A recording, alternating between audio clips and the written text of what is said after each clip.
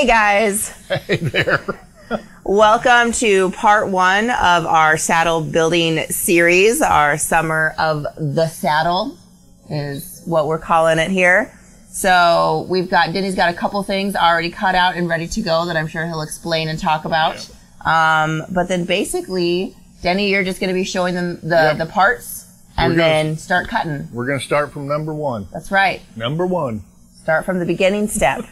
So I'm going to let Denny take it away and show you what he's got going on. All right. Thank you. Okay, I have the luxury of having two big tables here, so I've got two sides of leather out on the tables.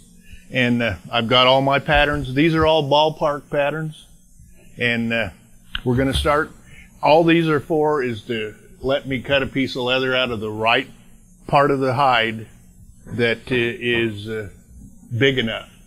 So because each part I'm going to hand fit. So you can't have an actual finished pattern to go by. Other than the only finished pattern I've got will be the fenders, I think.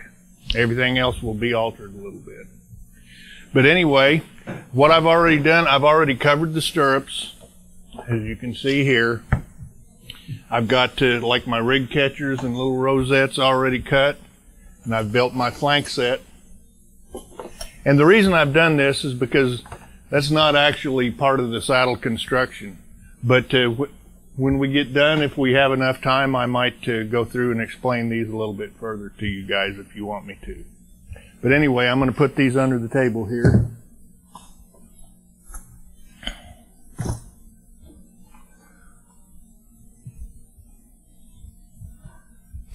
And let's see here. The first thing that I want to get cut out will be my seat, because it's the biggest part. It's the most visible part of the saddle. It doesn't have a lot of structural value to it, but still I want it to be a nice, firm, clear piece of leather, because I'm going to tool it, and it's what everybody's going to see. And I'm going to come right up here to the butt of the side, but I'm going to leave myself a little bit of room, because I'm going to cut part of my saddle rigging out of that. The butt is nice and firm. It makes a good spot to cut your rigging out. I've already cut my stirrup leathers too. That's why these are all cut up already. Because I figure, you know, you didn't need to watch me make the side straight and cut two straight straps. So what I'm going to do right now,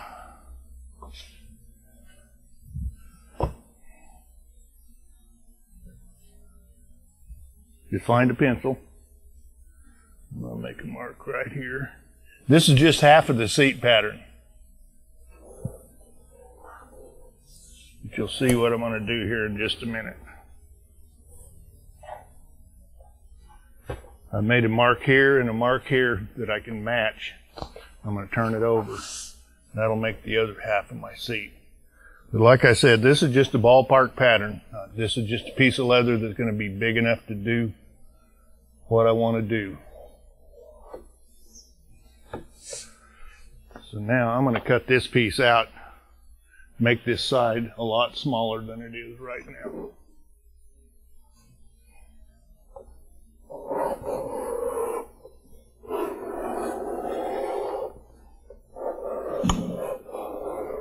And I don't have to take a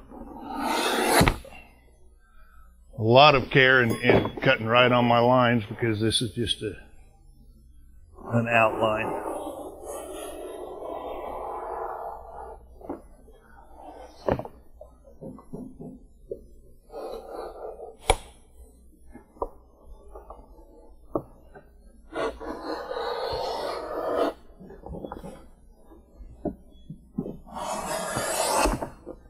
All right, there's my seat. It's a big old nice piece of leather, so I want to be careful with it. I'm going to put it under the bench here, face down, because I don't want it to get sunburned. And I'm going to put the pattern with it. Now, I'll move this side down this way.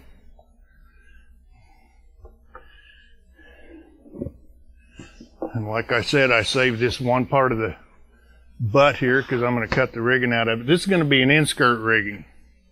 So That's what I'm cutting out right here, is one part of the front rigging.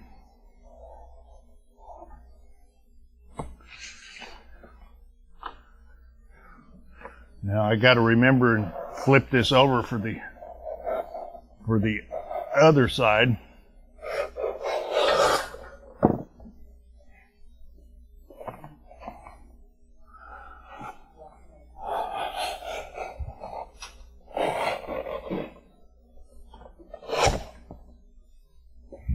All right. I've already done this side, so I want to make sure the other side of leather is over here, so I'm going to put this and cut it out of the other side of leather.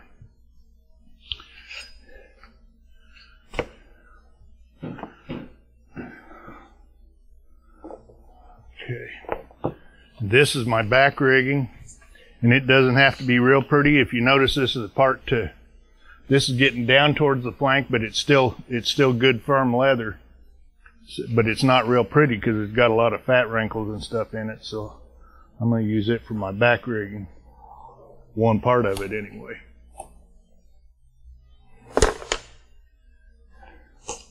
Make sure I mark which side I used.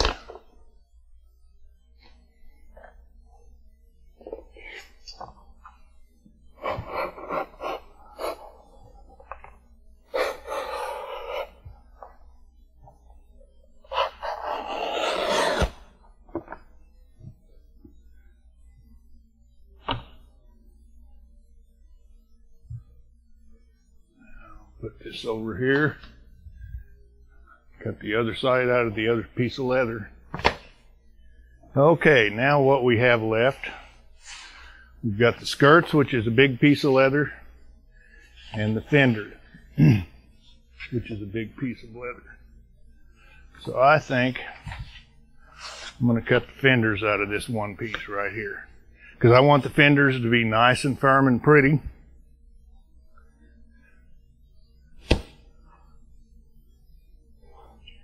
And since I cut the seat out of this side, I'll have a little more room on the other side, so I might cut both skirts out of it.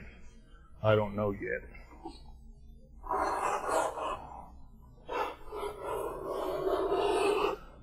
Whoops. See, I almost made a mistake. I got ahead of myself there.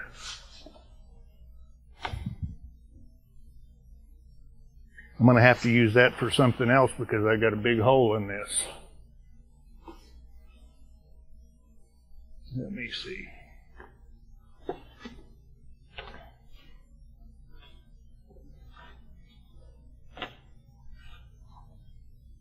We'll cut those out.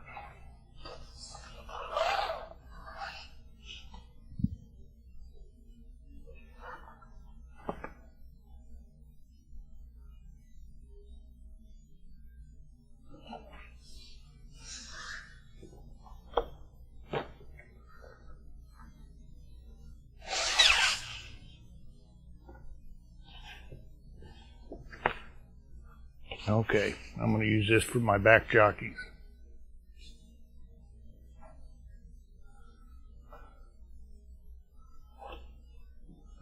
The back jockey is another thing that doesn't have much structural value, but you do want it to be a nice firm piece of leather. And if you'll notice, I'm matching this side to this side because they fit together. And if one side's thicker than the other, that's not real desirable.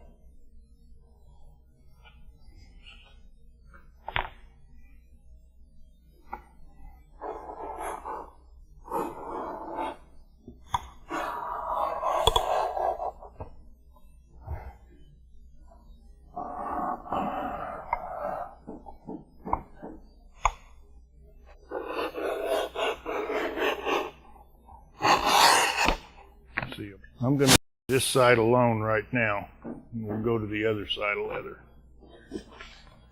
Well, what I was talking about, Liz was talking about why I cut certain parts out back to back because I wanted them to match.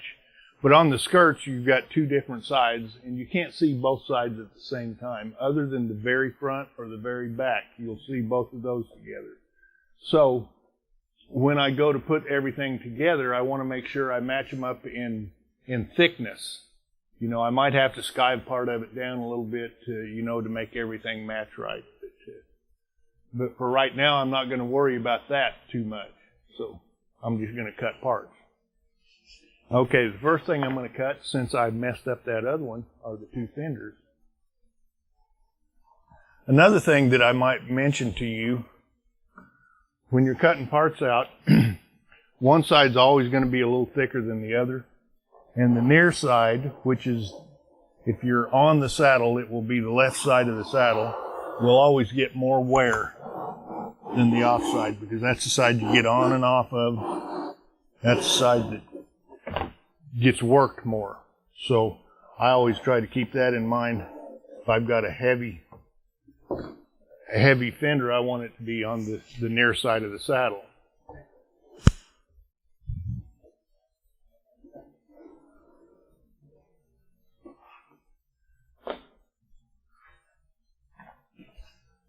Now, got to make sure I flipped it. I'm going to cut this fender right here.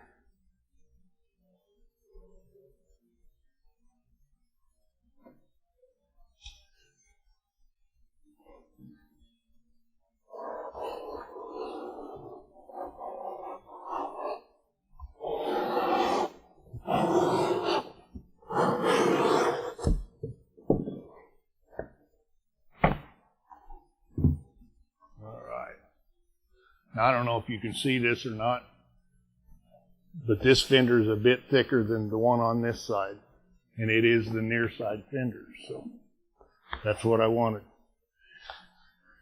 If you're and that's just because you've got it closer to the butt? Yeah, it's just because different parts of the hide are just thicker than other parts. You know, you can get right at the butt, but right out at this end is thinner than in about a foot in. So, you know, because this is skirting leather, they don't level it. Okay, now let's get our fender or our skirts. This is getting up towards the flank, so I want it up towards the top because it's the part that's going to be hidden underneath. The bottom part is the part that's going to take a lot of. It won't take any strain, but it'll get worn on more.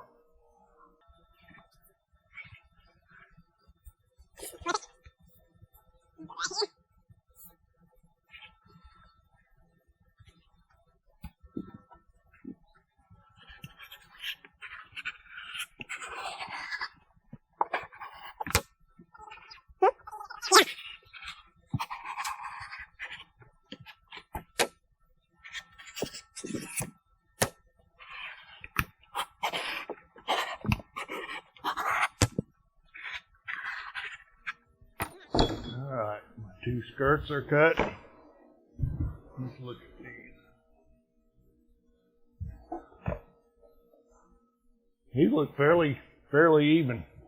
And like I say, the skirts don't take a lot of structural strength, but they do need to be pretty firm, because they're another piece of the saddle that you see a lot. Okay. Now I've got, what do I have left? It's here on the floor.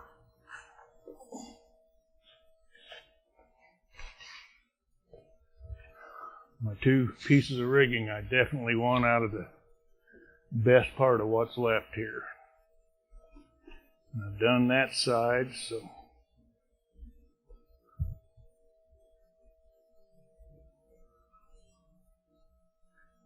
cut this one right here, I think.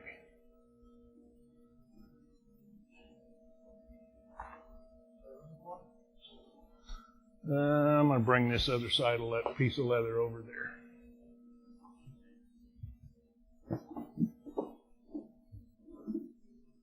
I'm looking to make sure I got the piece of leather that I want.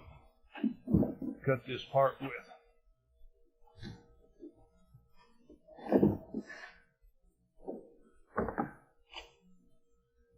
I'm going to cut this rigging right here.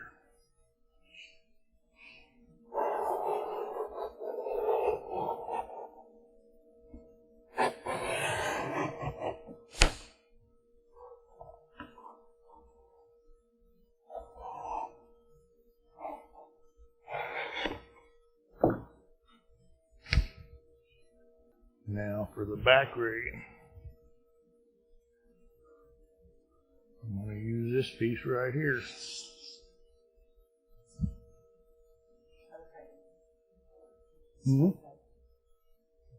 Thank you. See, I got my spotter here handy.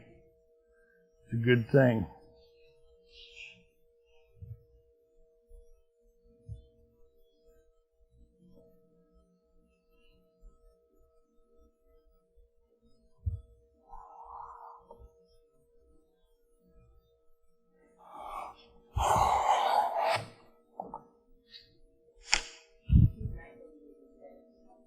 We're using Sean Woodson's knife. I got this when I was in Sheridan. Compliments the Springfield Leather Company. I love it. All right. Now we've got two more pretty good sized pieces. One of them is the fork cover, and the other one is the back cantle. The fork cover I want to be pretty spongy and soft, because I'm going to have to stretch it and shrink it both in different places. So I want something that's almost blank. Thank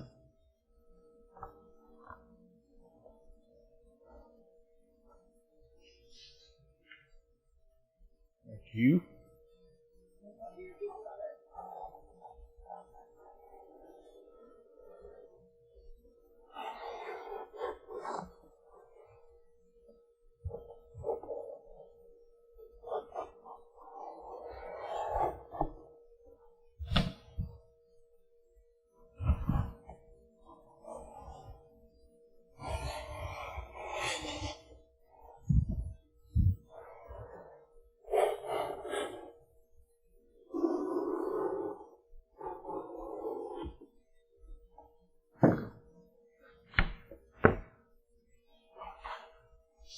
These two sides of leather are getting smaller.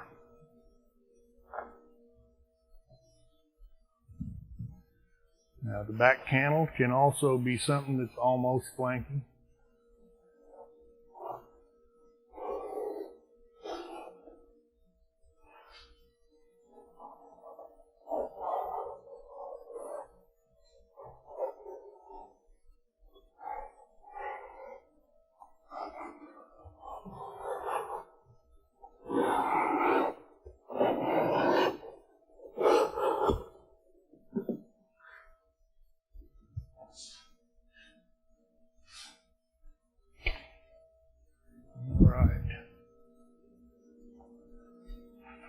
Now we're getting down to the nitty gritty, you guys. We've got a bunch of stuff, which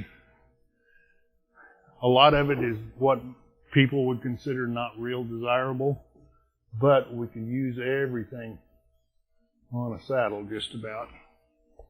I'm going to take the horn cover next, which is actually two pieces. It's actually three, but one piece is just small, so I can get it out of the scrap somewhere.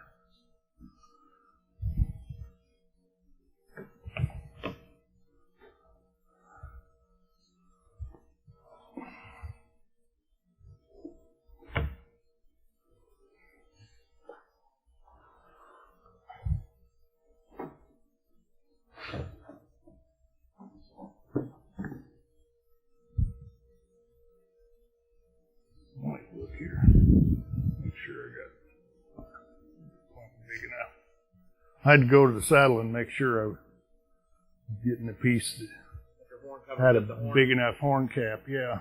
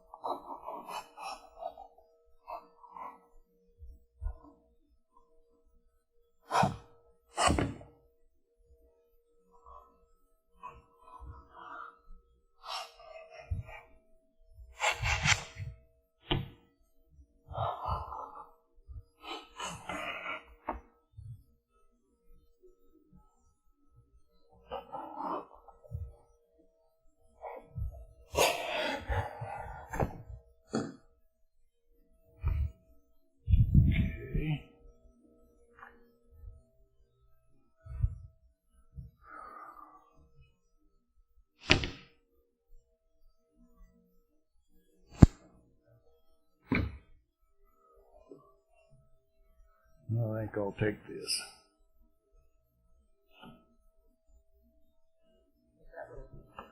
This is the gullet of the horn underneath. This little goozle. The horn goozle.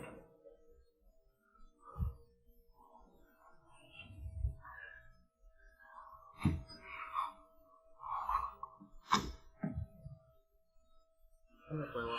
Hold on. Come this way. What are you cutting out? There you go. This is the horn goozle, the horn gullet. Goozle. I'd never called it a goozle before today. But by golly, it is a goozle. All right. All the parts that we're cutting out, you're putting underneath the table to keep them away from the sun? Yeah, and later I will make sure they're all turned upside down where the sun won't get to them. And this saddle, I'm going to try and put something like a garbage bag or something over the top of it every time we get done so that it doesn't get a lot of sun, because it's going to be a pretty extended period where it's going to get exposure. All right. This is a saddle gullet or goozle itself, and it needs to be pretty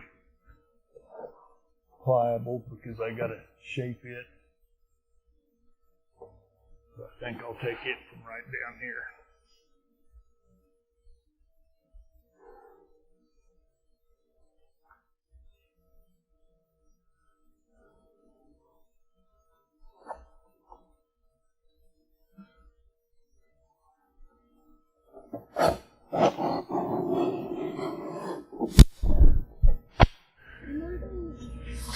And this, I've actually got 4 pieces to this ground seat, but I probably will only use 2 or 3, probably 3. So this is the next largest. Put those over there.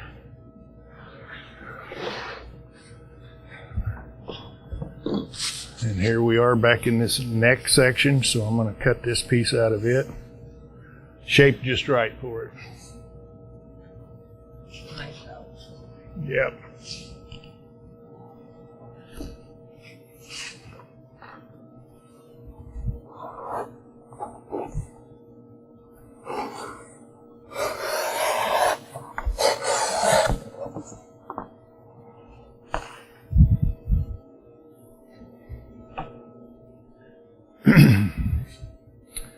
And I've got one more that's shaped just about like that. I think this might work for that.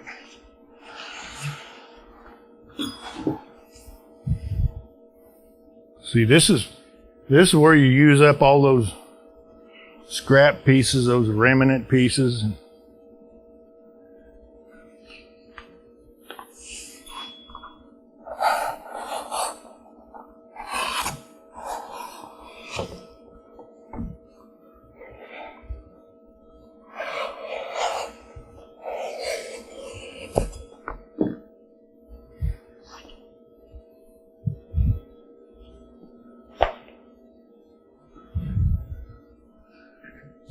Now this piece here I probably won't use, but I'm going to go ahead and cut it.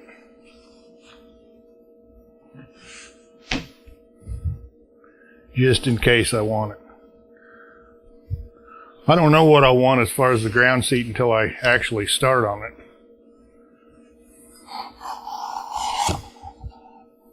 Some people might, but I don't.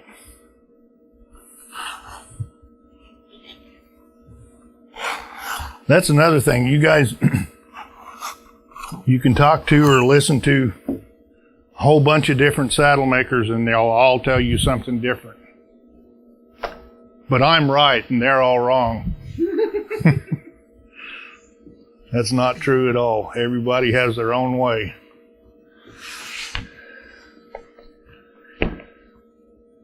That's a good piece for the center of that horn cap. Yeah, this piece too. Yeah. These I'm going to throw away. That's it. This is all that's left. Yeah, but now, as we go along, especially on the ground seat. I'm going to cut 2 or 3 other pieces out of this, but you know, and they'll be. I've still got a skirt plug that I've got to cut for each side of the skirts, which I don't know what I'm going to need until it's time. So that's where these will come in. These are just about right for that.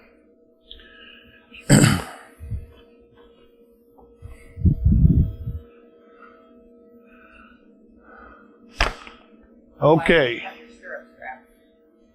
Yeah, the stirrup leathers are already cut. How wide? They call them a 3-inch stirrup leather. That's what I'm cutting, but I actually cut them 2 7/8 because the Blevins buckle is exactly 3 inches inside diameter or inside dimension.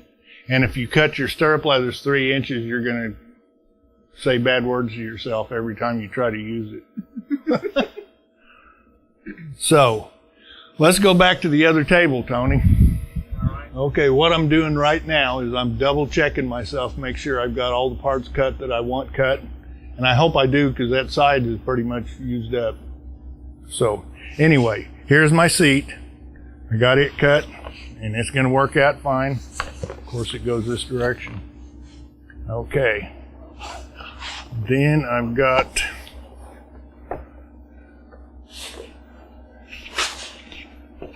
Here's my fork cover.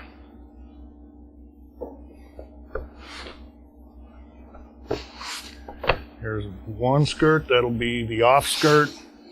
This is the near side skirt.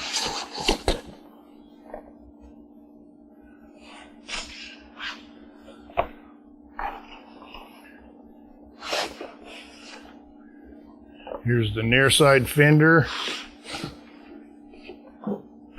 The offside fender.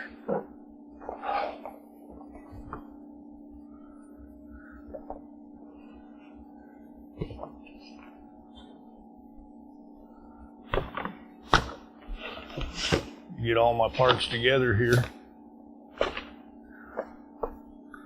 Okay.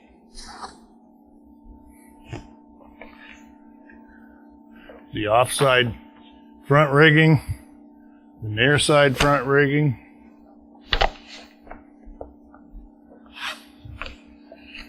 The near and off back jockeys. Here is the back cantle.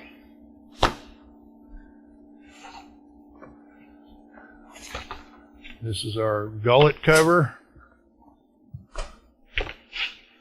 Here's the near and offside back rigging.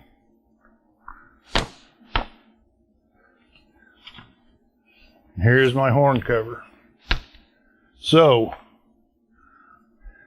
and of course here are all the ground seat parts.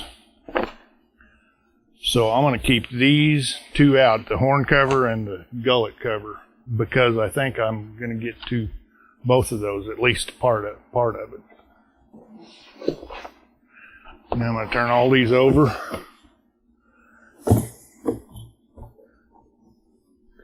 Another thing that's a good idea to do is to get all your hardware and everything before you ever start. And I have all my hardware here. I've got 2 3-inch stainless steel rings for the back, D-rings. I've got 2 stainless steel rig plates for the front. I've got 2 stainless steel D-rings for my breast collar rings. I've got 2 5/8 buckles for my stirrup leather hobble straps. I've got a 3/4 inch buckle for my cinch connectors. And I've got 6 very nice silver conchos from Hanson Silver Works in California. And that's about that. What do you have on the part you already made? This? That you already put together? Oh yeah. I've got 2 inch and 3/4 inch roller buckles for my flank cinch, 1 on each end. And I've got a 1-inch D-ring for the cinch connectors. Right.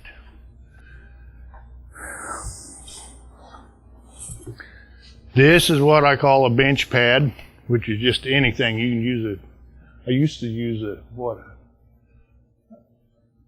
bathroom rug. Yeah, this is just a piece of Codell. You can use the sheepskin if you want to.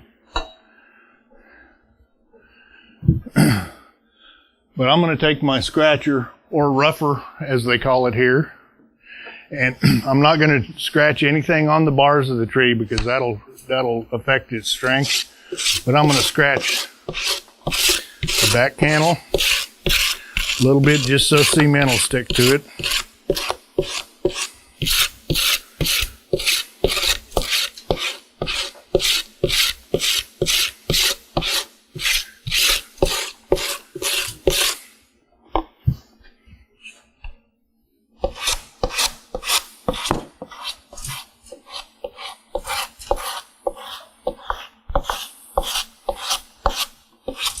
Some people use sandpaper for this. I like this scratcher because this is all it needs. And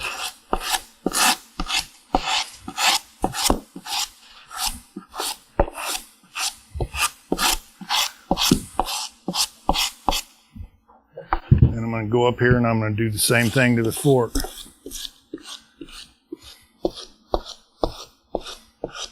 If you don't do that, these trees are, they've got a varnish or a shellac or a polyurethane or something on them. And they're real slick. And if you don't scratch them up, the cement isn't going to stick very well at all.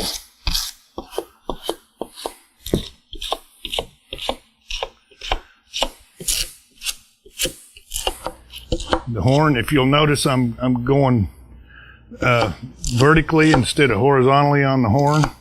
If you go horizontally, it creates a real weak spot there.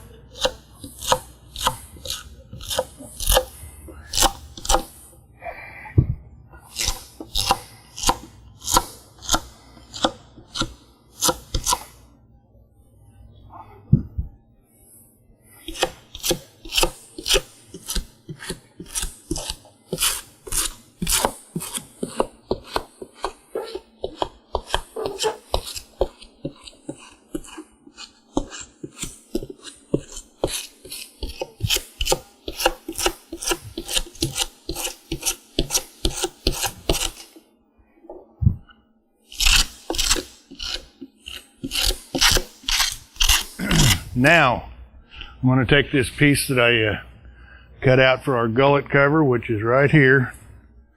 I'm going to wet it. Get.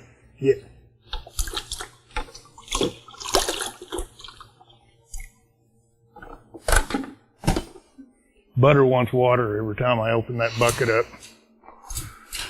Is there anything special about your water? It's H2O. That's all there is to it. Nothing in it? Nothing. Dog slobber. Dog slobber?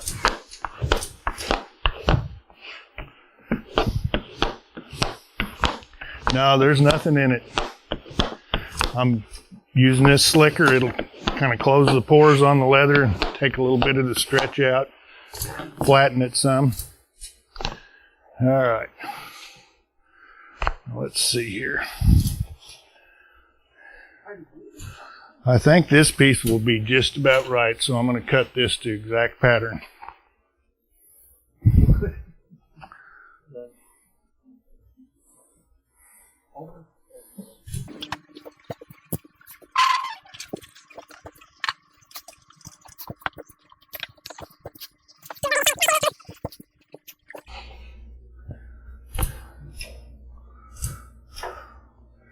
All right.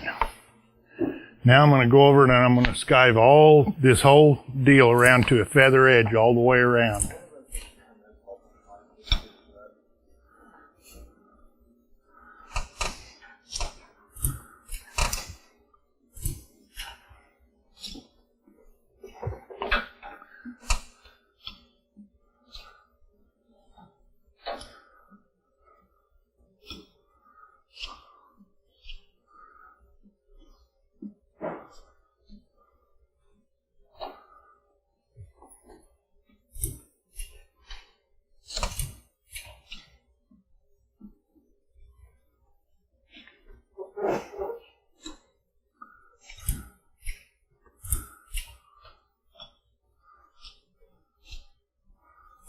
You can use whatever tool you have to skive with, but for me the round knife is definitely the best way to go.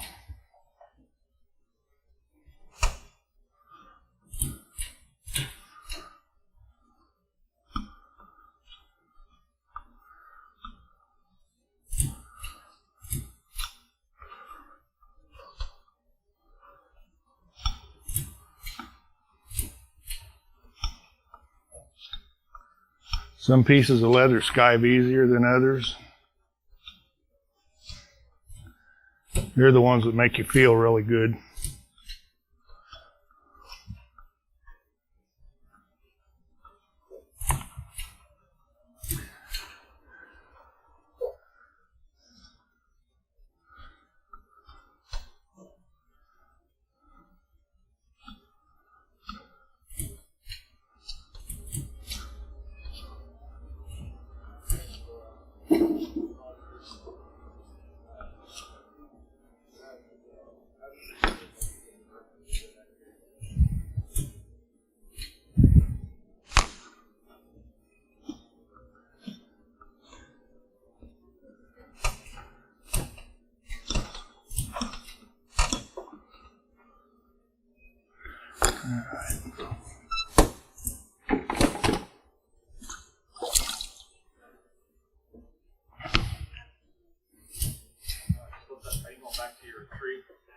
Yeah.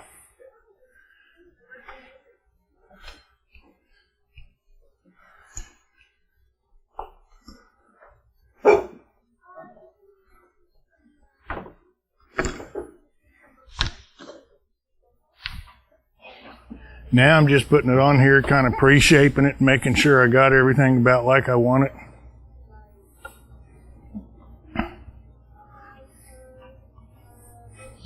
You want to make sure you have enough to go over and fully cover your front of this gullet and the back. You know, there was a friend of mine texted me and he said, "Why are you doing a saddle making video? It's more than most people will ever want to do and are capable of doing." But the fact is, when you build a saddle, you do more than just build a saddle. You cut, you skive, you mold, you tool. I mean, there are so many different aspects to this, you know, and right now I'm trying to mold this to fit around this tree.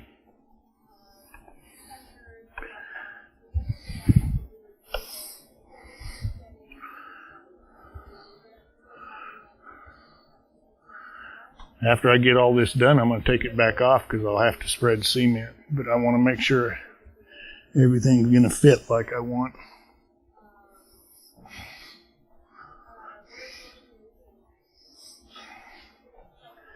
All right. I'll take that off. Now I'm going to use, this is dextrine saddle paste, but you can use contact cement, or I've heard of people using Elmer's glue even. And it's called dextrine paste. It's similar to wallpaper paste. It doesn't have a lot of holding power, but it gets really hard, makes your leather really hard. But I'm just going to spread this on here. And like I said, it'll fill in some of these low spots, and it just gets really hard. And it's really, really sticky. So if you get it somewhere you wish you wouldn't have, you'll wish you wouldn't have. But like I say, you can use contact cement for this if you want to. Doesn't matter. I've just always used this stuff. Now I'm going to put this back on here.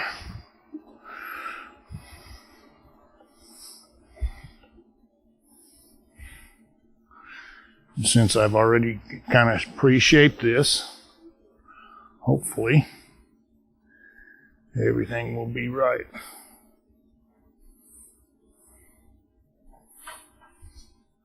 Now I need to get myself a few little nails here. Alright, I think we're good. Okay. Alright, so we got one inch nails. Yeah, and it doesn't matter. You can use 1 1/4. You can use carpet tacks. It doesn't matter. I'm just This is just something that'll never show, but I'm making sure it's just tacked down where it'll stay.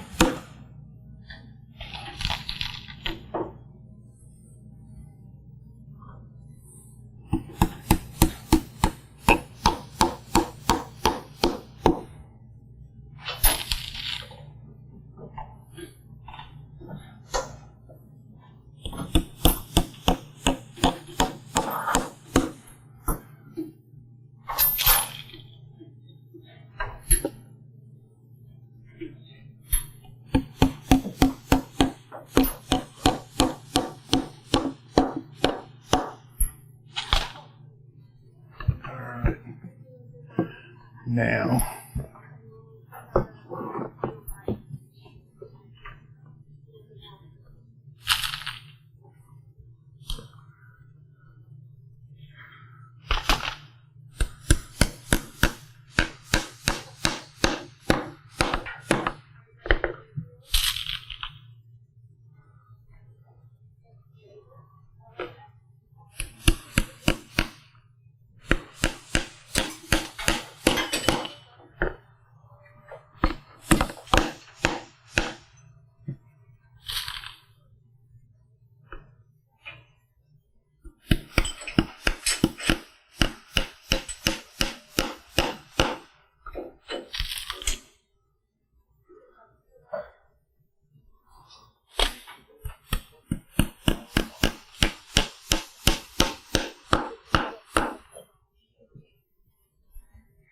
see, I don't know if you notice that little pucker there.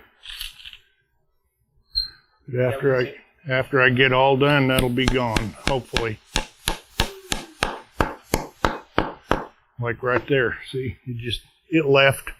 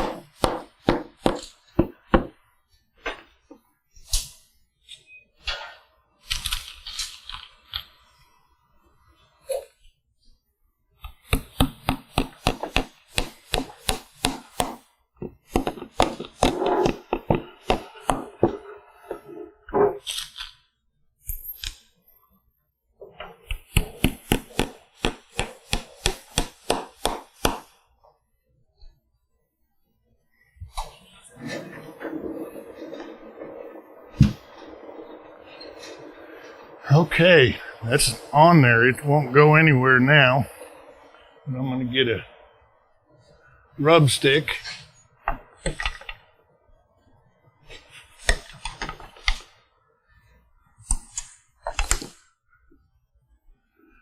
I'm just going to make sure this is slicked down nice and smooth.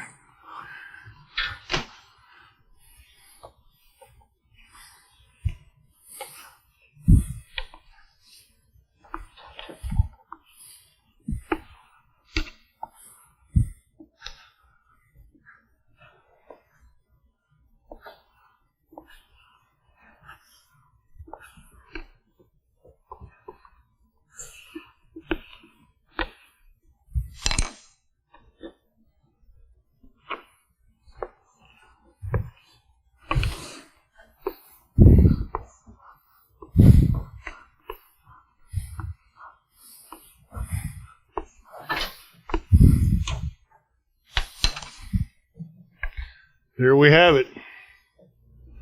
At some point in the future, I'm going to come back and I'll finger carve a little bit right in here. But not right now. Okay, I guess we're ready to cover the horn. or start covering the horn. Maybe. Okay, we've got the gullet covered, and now we're going to start covering the horn. First part will be the gullet of the horn, and I'm going to get this piece wet.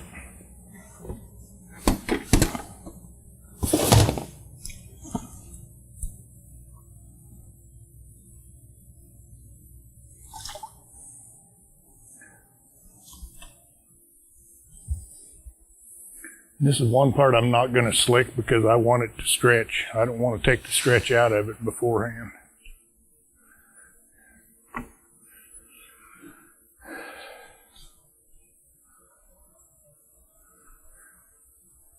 What are you checking on your fit? Well, I'm just making sure I've got enough width here because I want to be out quite about at least an inch beyond the horn. And don't ask me why an inch, because I'm not sure. I just want plenty of room. And I know this hole's going to have to be bigger, so I'm going to start it like that and see what happens.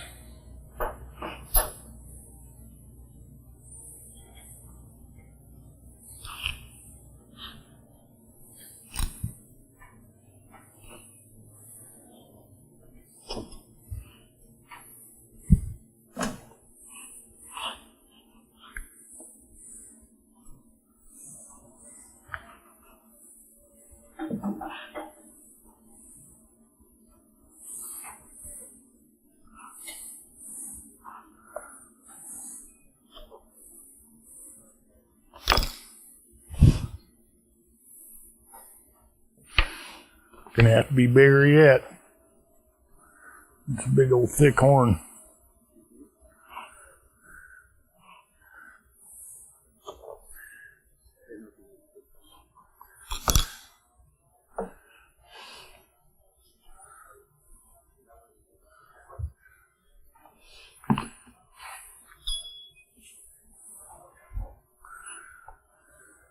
I'm just going a little bit at a time because I don't want to go too much.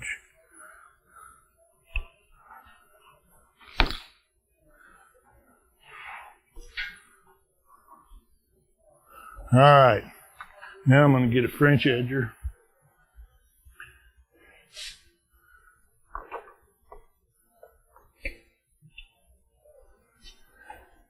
Didn't you want to like turn and show why that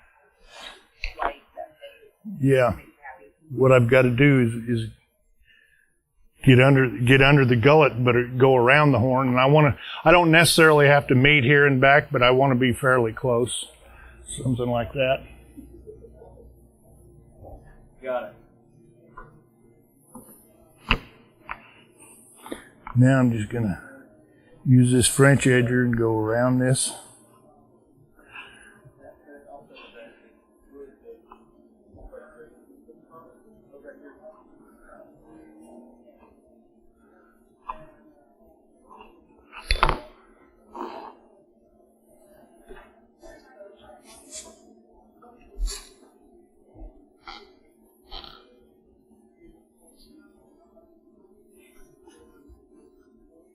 Okay.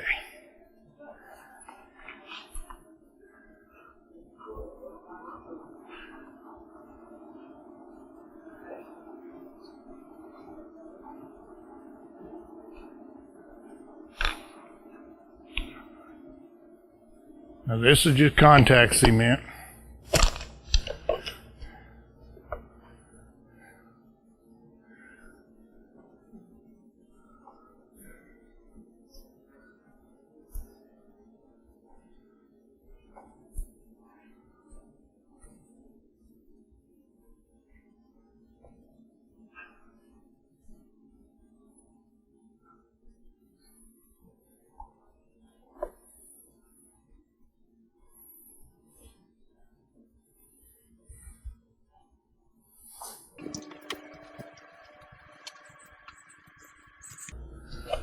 Okay, now I could stand here and watch glue dry, or I can take this hair dryer and speed it up a little bit.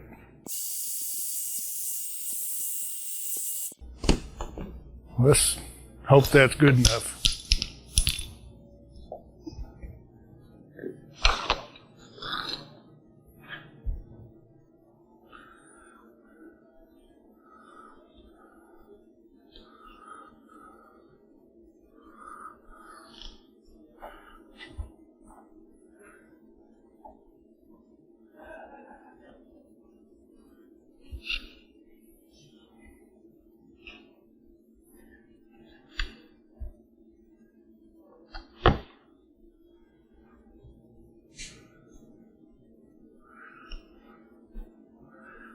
I'm going to just skive a little bit of this edge off so it's not just a big lump there.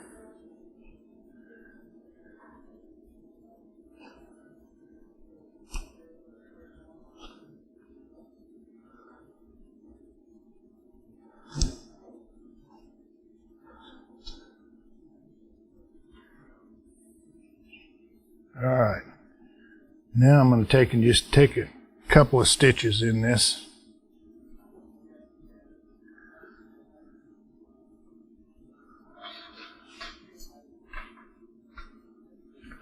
I'm just using a regular stitching awl.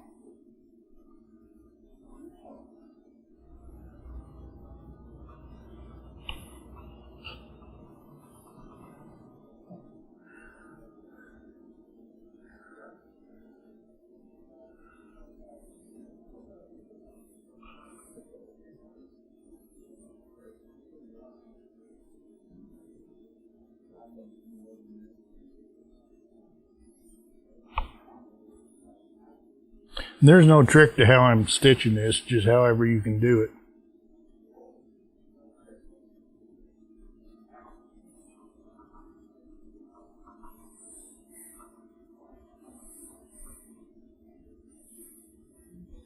Now I'm just going to tie a... No, this is permanent.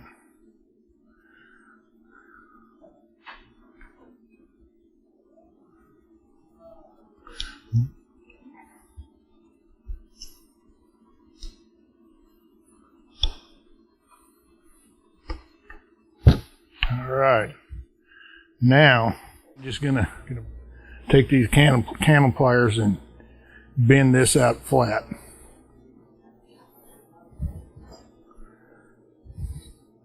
I want to be about even with the top of this horn, but I don't want to be above it.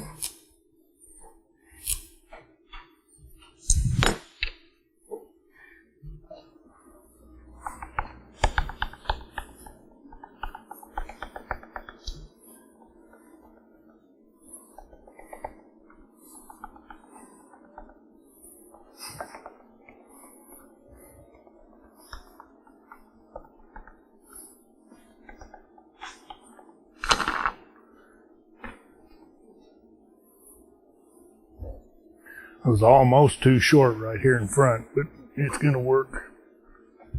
What's the ideal? What are you looking for? Well, I've got to put a cap on here and then another cap on top of that, but then I want to be, in the end, about a 1/4 inch away from the actual horn will be the finished rim. Are you going to take it off and do it again? Or are you happy? No, I'm happy with it. It'll work. I was close, but I'm still good. How much wood do you have up there? Approximately a 1/2 inch, but you never know till the end. All right, now then, I want to find the center of this horn. I'm ready for you. Okay, I'm just going to kind of scratch a mark there, scratch a mark there, scratch a mark there. Just kind of go around. You'll end up with just a little spot in the middle. Now I'm going to check this out. And I'm going to call that center.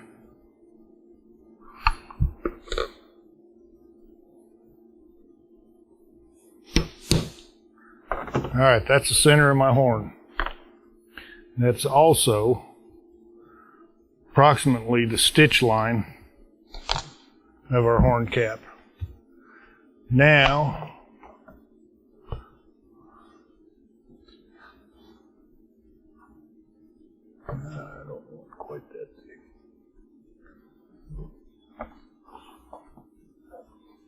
Yeah, this piece of leather will work good. That's a little too heavy, I think. All right. Now this is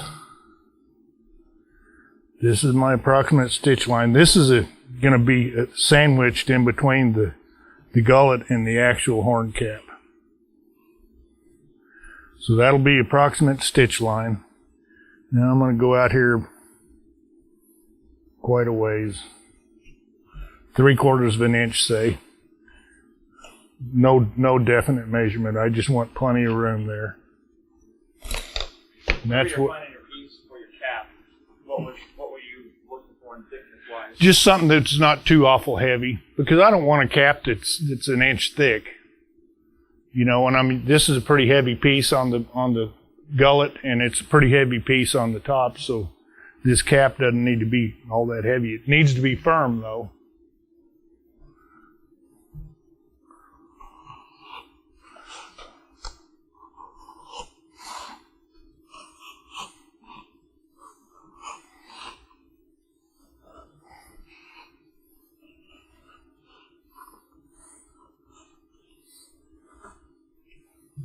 All right.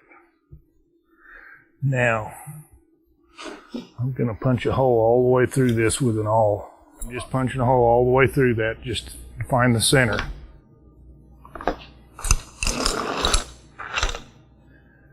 Then, I'm going to cement that and the horn itself.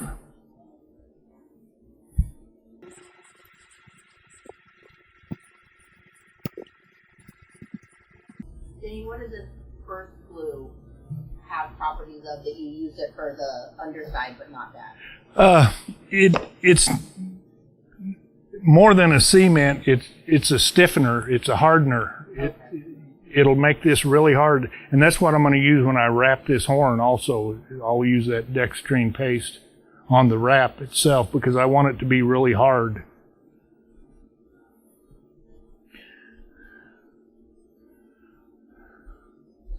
But everybody doesn't do that, you know. A lot of people will just use contact cement like this.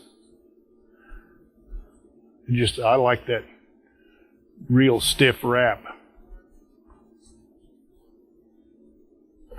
That's also what I'll use on the seat when I cement it down. All right, I'm gonna hurry this cement along a little bit.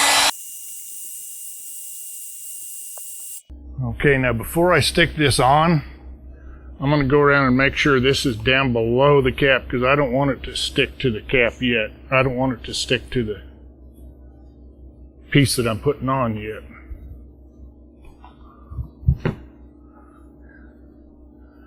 But I've got this all through here, and I've got a hole centered there if I can find it again.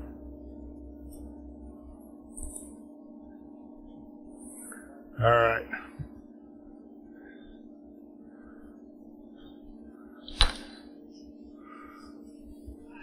All right, now I'm going to go and make sure that I don't make this go down. I want it to be flat.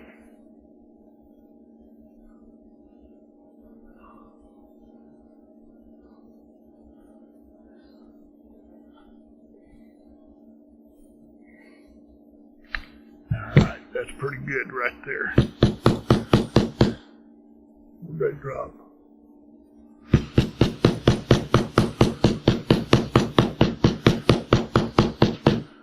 Okay, now I'm going to take and pinch this down all the way around. I'm pinching right up against the horn itself. And I don't know if you can see this. Can you zero in on this? This is the actual outside horn rim that I scribed with a compass, right? But if you'll notice here where I'm pinching, I'm a little bit beyond that because of the thickness of the leather. That's why I say you never know what you're going to end up with. But I want to make sure I get right up against that horn when I pinch this down. Keep scraping it on the bottom. I see you scraping it Yeah. with the Yeah. bottom side.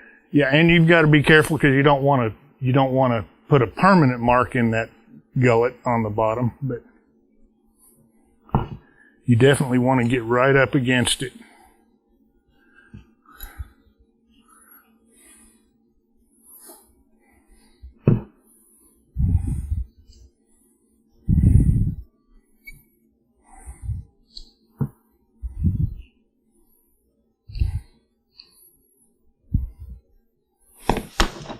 Now I'm going to turn it over.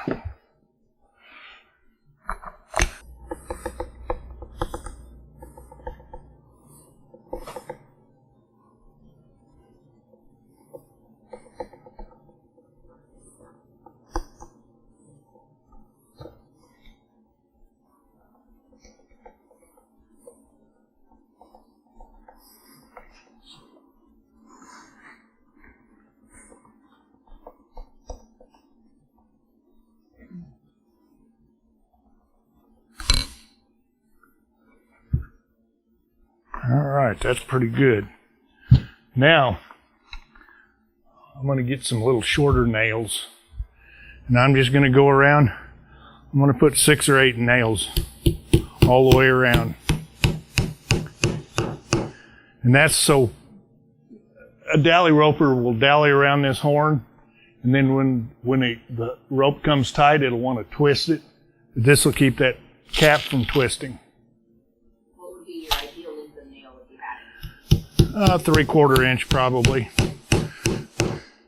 If this was a steel horn, it would be necessary. Yeah, but this is a wood horn, so I can use these longer nails. You definitely just don't want to make sure you don't want to come through on the bottom.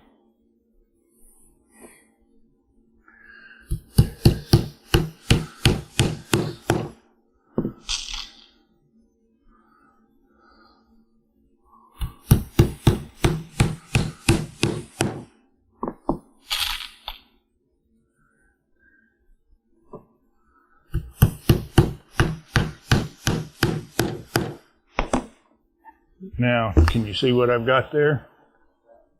Oh, now I'm up here. Okay. All right. Now I'm done with the nails, I think.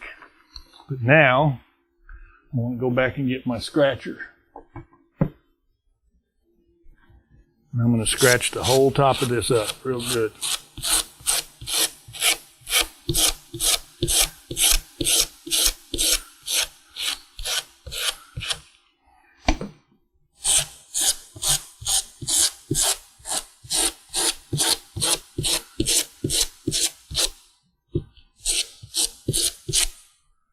Okay.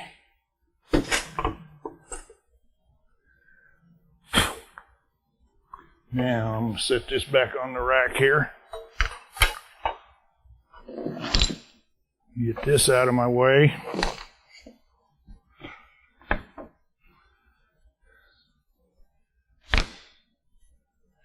And I'm going to get this good and wet.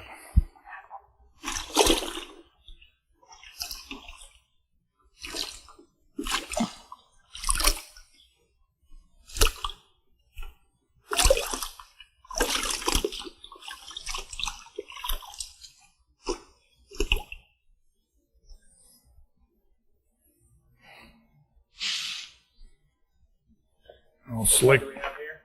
This is the actual horn cap and wrap.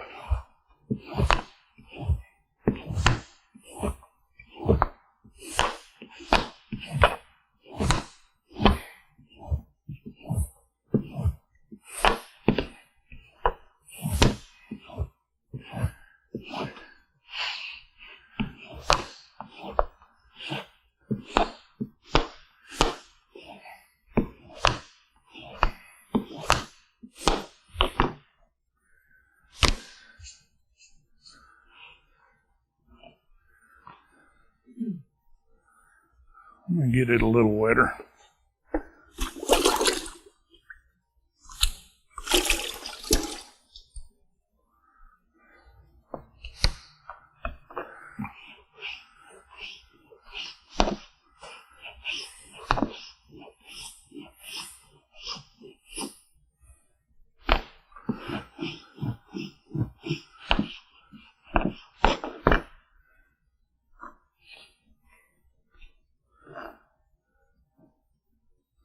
Now I'm just going to find the center of my horn and the actual rim of the horn here.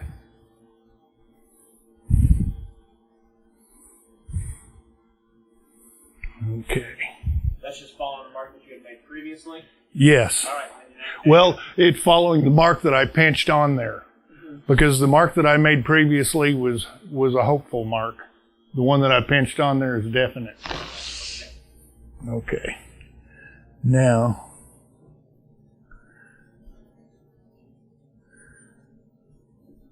okay, I'm going to use this as my center mark on there.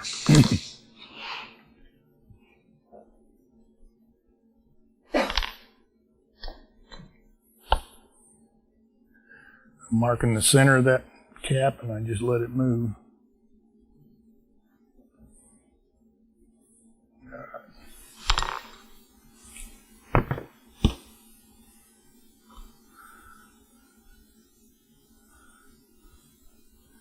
I'm marking these tails, but I'm not going to mark the actual cap yet.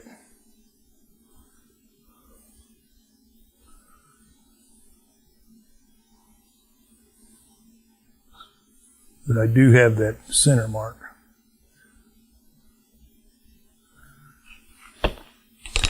Okay. Now this is supposedly the center, or the stitch line, but I'm not going to mark it real hard yet. Now I'm going to go out another, say 3/4 of an inch or so, just give myself plenty of room.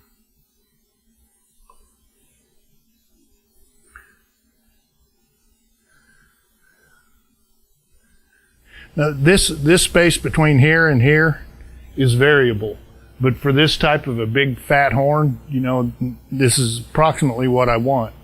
But let me go over here to this saddle, the actual saddle, and if I put it on here, I want to make sure that from here to here is approximately 1/8 to 1/4 inch wider than the actual neck of the horn itself. If you get it too thin, it looks spindly and funky and doesn't look right. If you get it too wide, it just doesn't work out. So anyway, that's the way. When I marked this and then went around in the circle, that's when I ended up with this actual measurement here. So now I'm going to cut this.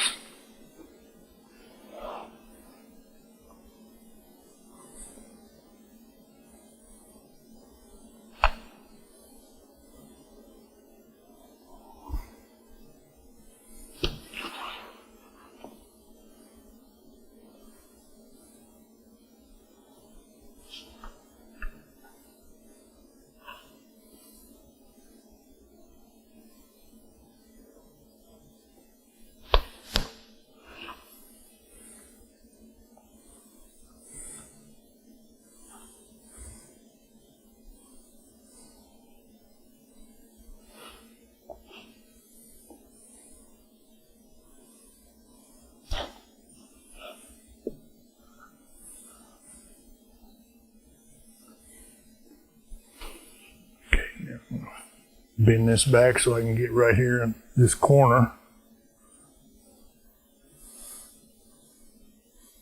Now keep in mind this cut that I'm making here is not a finished cut. I will trim it again later.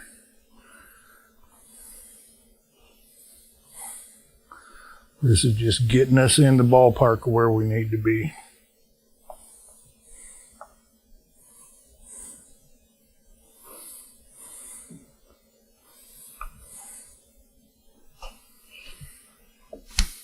All right, let me just put this on the table. How's that? Is that okay?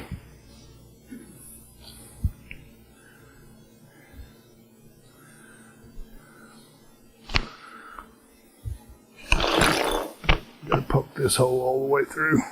You're poking your center hole all the way through? Yeah. On the piece of leather. Now, a lot of this might not be desirable if you aren't going to tool this horn cap, but I am.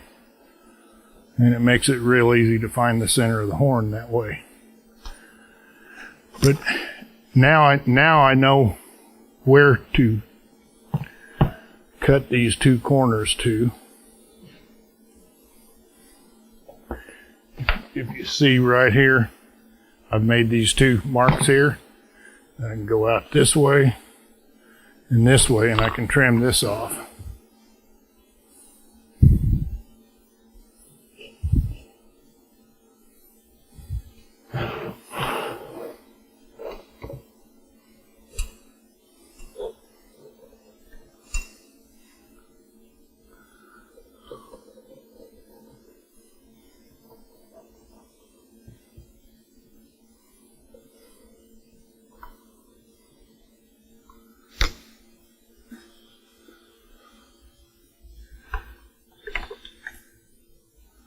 Use a straight knife here to get right in that corner.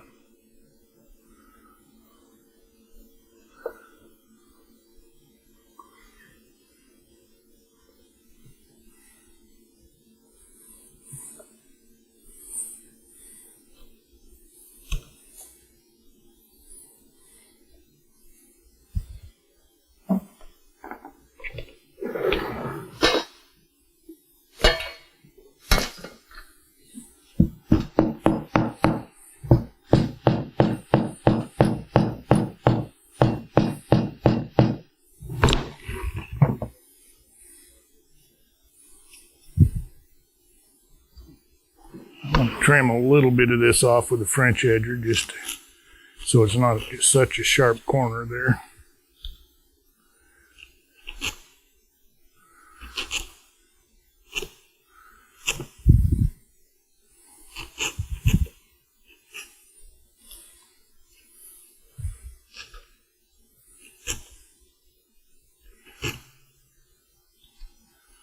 All right, got that. Now let's put this on here and see what we've got. All right. So far, so good.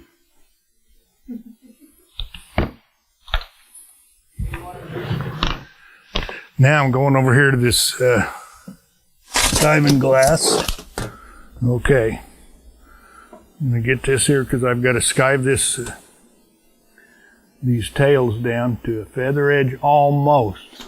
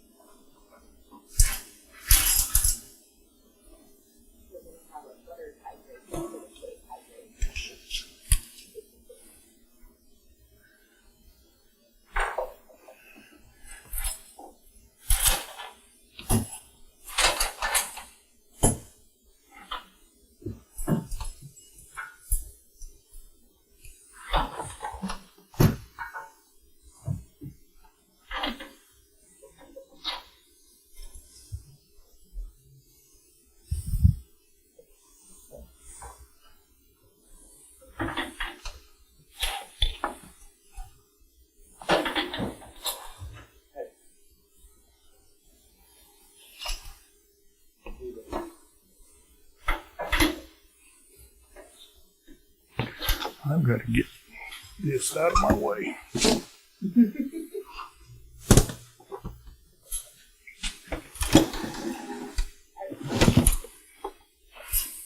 There.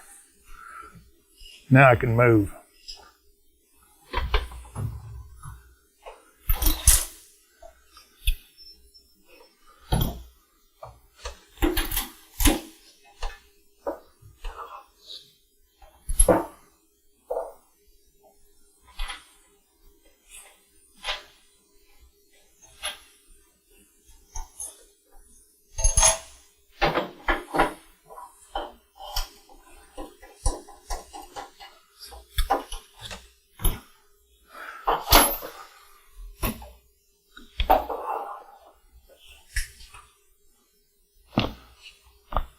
Now on this side, I do want a feather edge.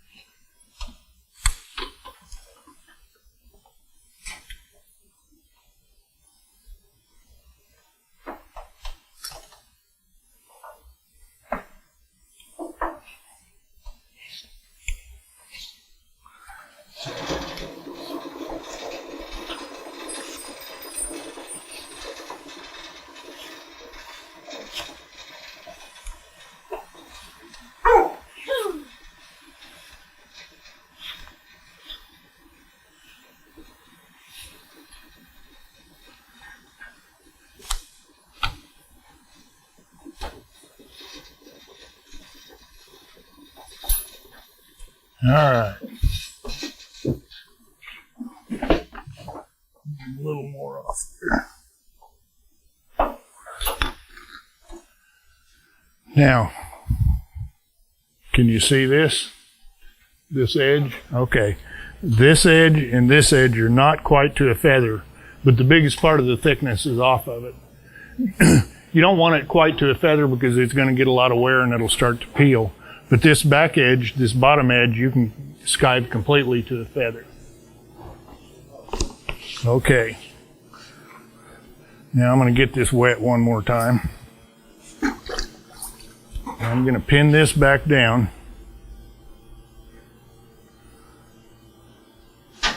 Like that. And make sure my corners are in there.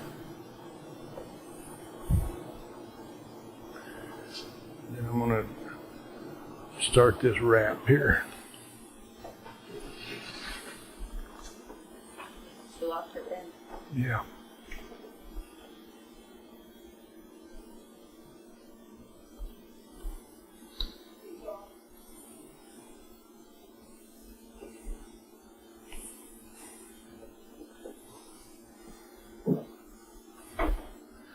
I'm just pre-shaping this wrap here.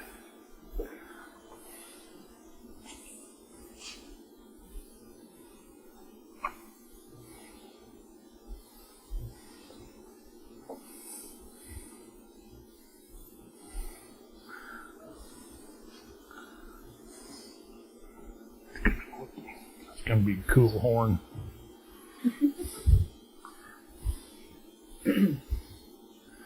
All right, I've got that kind of pre-shaped. Now I'm going to cement just the cap.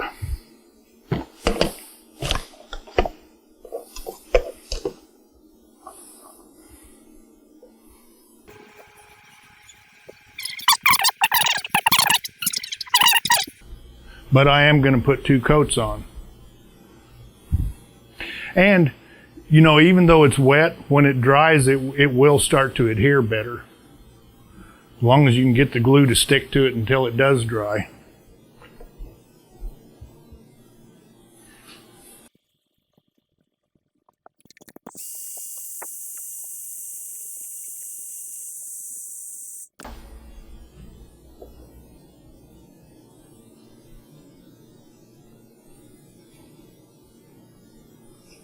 This ought to hold pretty well.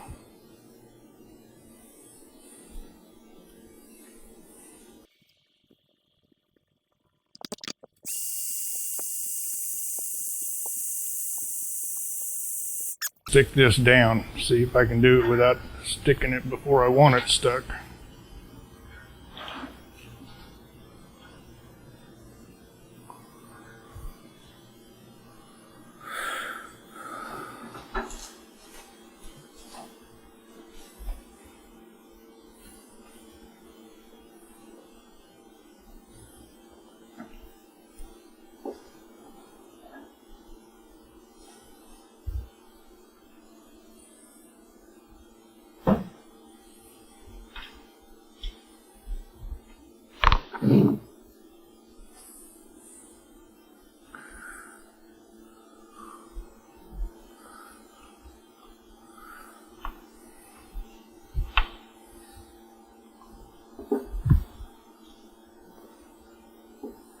Here, I'm just kind of trying to make sure it wraps right. If you notice here, I've got a little bit of a gap, but I'm going to put a twitch on it here in a minute, and hopefully it'll take that gap. Right here. Right here, I'm pretty nice and tight because it was the first wrap, but this other one is wanting to buckle a little bit. But I'm going to fix that right now. Okay, this is just an old piece of alum tanned leather that I've had for 40 years. Used it for this, so it lasted pretty well. But I'm going to get it wet.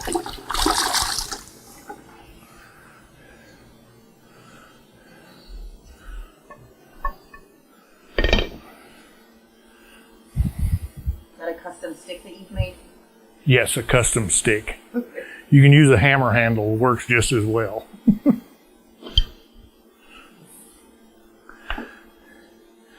But all I'm doing is tightening this wrap up. Fancy.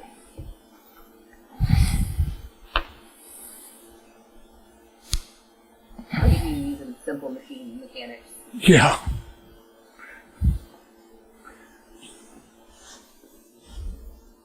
All right, it took that gap out, but now I'm going to take it back apart again and put that. But see, the reason that I wanted a little bit of meat left on this edge, see how it is, as opposed to just a feather edge, because the feather edge would curl back pretty bad. So now, take it apart. I'm going to spread a little of this dextrine paste on if I can find what I did with it. Okay. Thanks. Now I don't want to get too much on here because it'll squirt out the edges, but I believe you can buy this powder on Amazon. Huh? Can you? Mm-hmm. Yeah, I looked it up.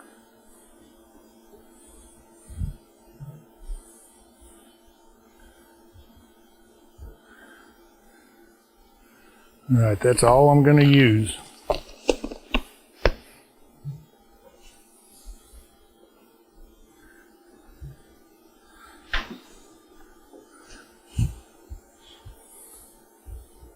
Why are you being so stingy with the glue? Because I don't want it to squirt out the edges.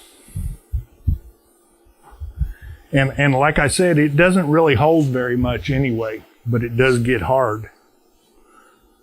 So when this is done, you can knock on it. It's like knocking on a piece of wood.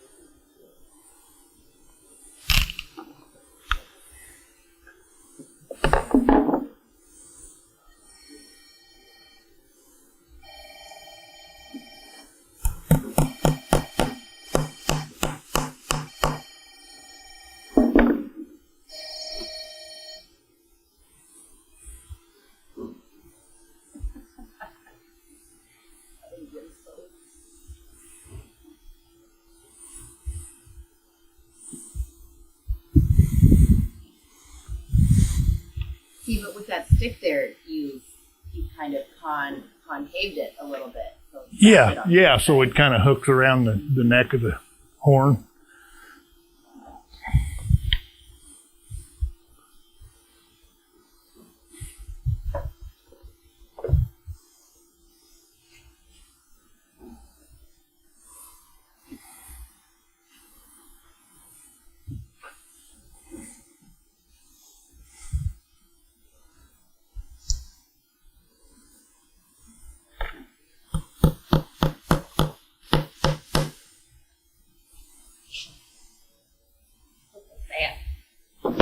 Does it look okay?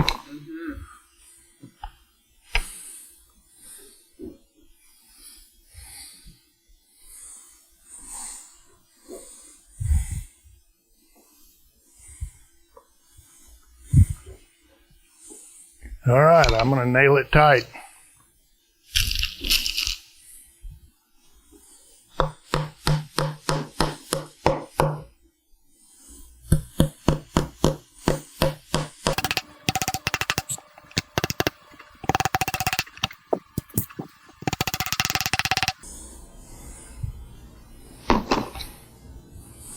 Now I'll just go around and kind of smooth everything out.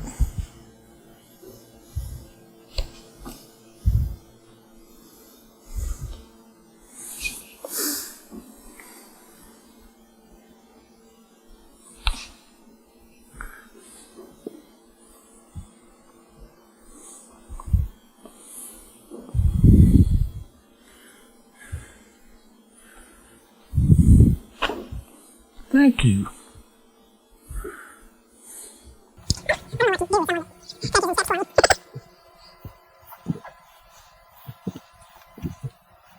Main thing is just when you do something like this, just kind of keep going over it and worrying it until it looks the way you think it ought to. All right.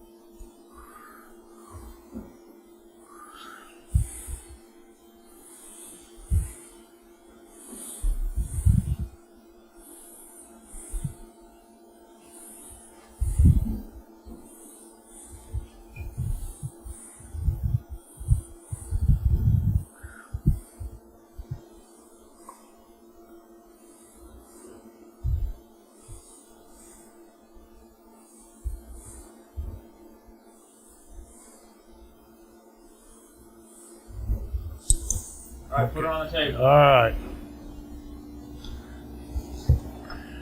Now then, I'm going to wet this gullet one more time.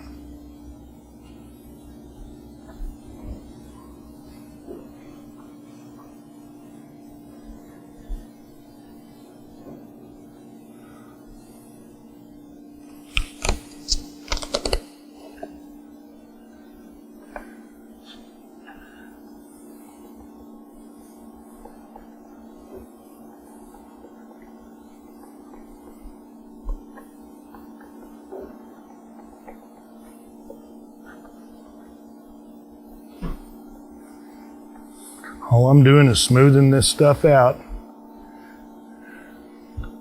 Getting ready to sew? No, I don't sew it until it's bone dry. Because you remember what Tony was saying when he was here, that leather gains so much in thickness when it's wet. And it will, because if you stitch it when it's wet, it'll leave little loops when it's dry.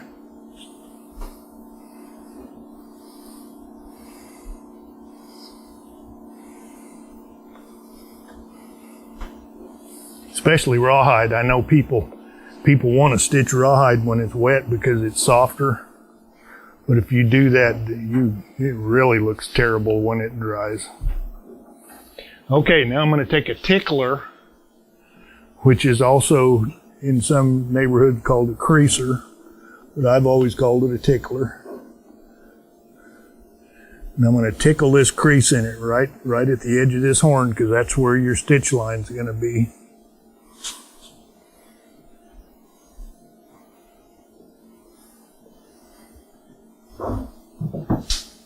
This kind of does almost the same thing as a stitch channel,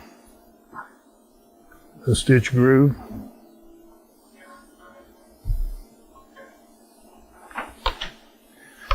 Now I'm going to tickle you some more with this tickler, because this is going to be my actual stitch line right here.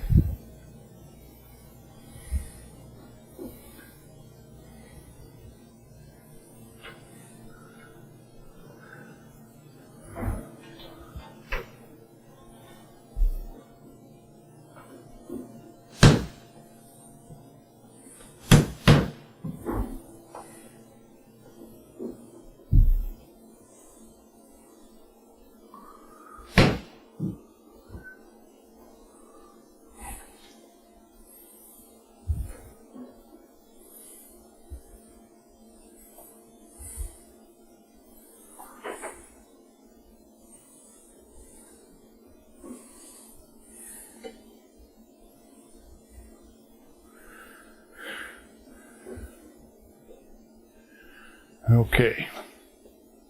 There's my stitch line.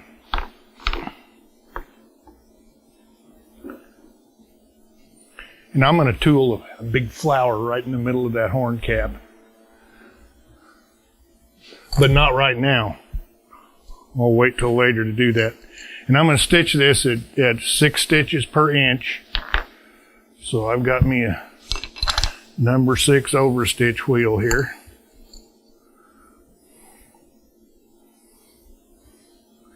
And I'm just marking the stitch holes. I'm not going to stitch it till, well, it'll probably be Friday now when I stitch it. Marking it when it's wet. Yeah, more visible, yeah.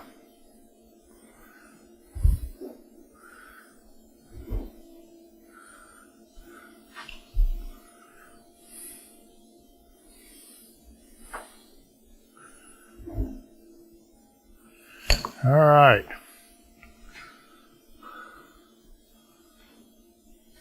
That's the name of that tune for now.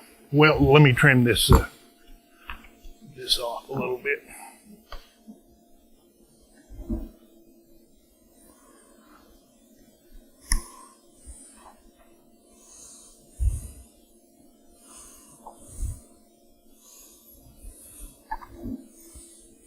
There we go.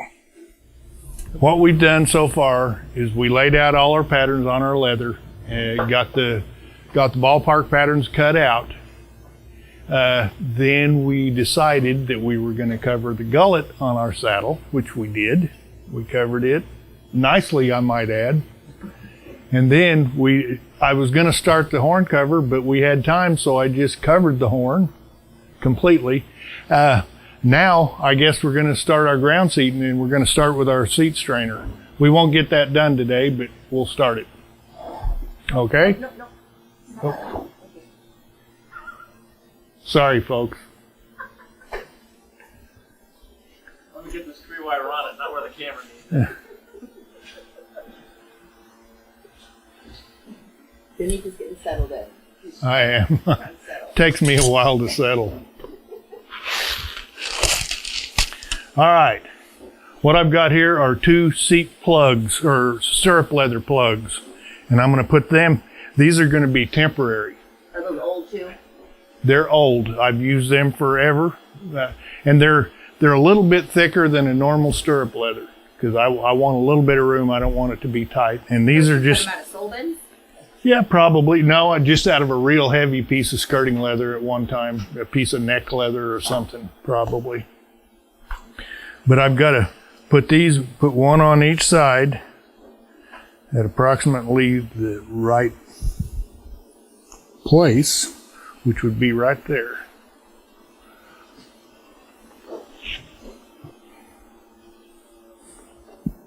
So what's the purpose of those?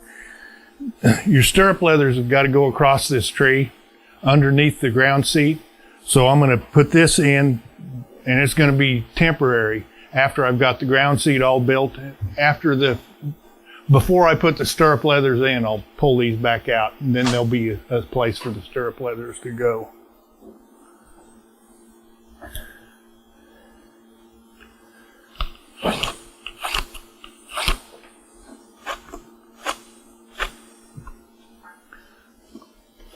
I'm just going to try and get these in approximately the same place on each side of the tree.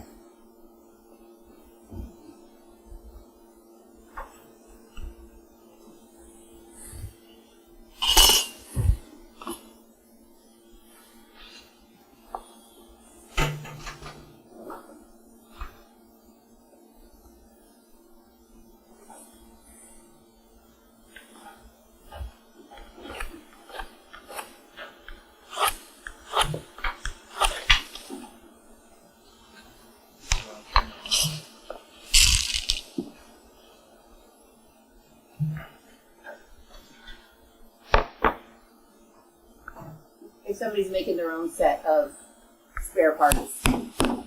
Plugs. Yeah, how? What's the...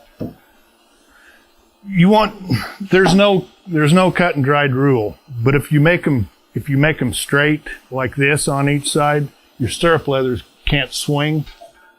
But if you'll notice, these are angled back a little bit so you can get up in your saddle and get your feet behind you if you need to. Like if you're roping, you stand up and you lean forward. This allows your stirrup leathers to go back a bit. This is creating a cavity. Yes, it's exactly what it's doing.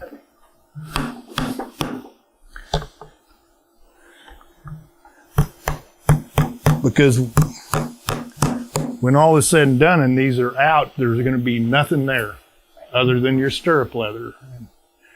And that's where your stirrup leather is going to be able to live. This is our stirrup leather house. Mm-hmm.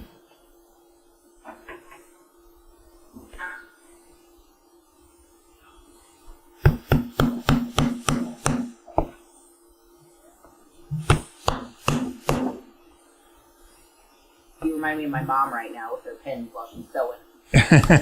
In her mouth. Yeah. All right. Now,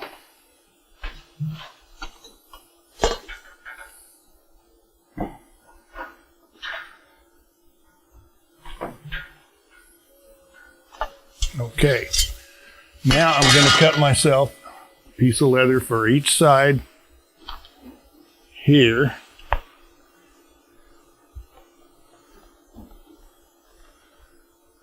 I'm just going to kind of eyeball this. Kind of come around like that, and we'll see what we got here after I cut this.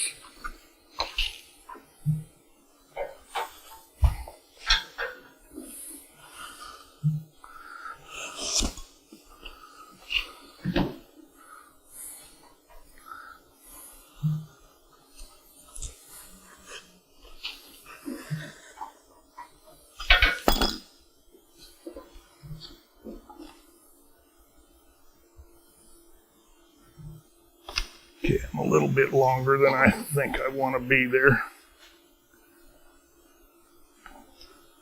I'm gonna make it about like this. Perfect fit. Yeah, perfect. What is it? There isn't one. I just don't want it, the way it was, I was back here too far towards the cantle. I couldn't get it as thin as I want to get back towards the cantle, so.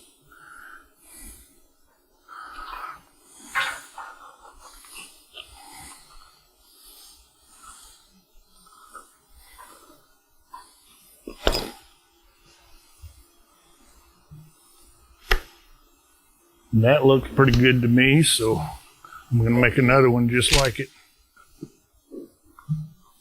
These are not pieces that you pre-cut. Right, I didn't pre-cut these.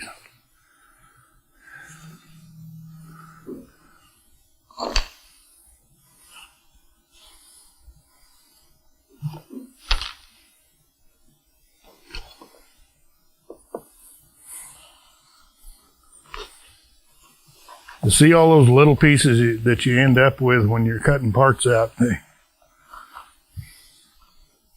There's a place for them.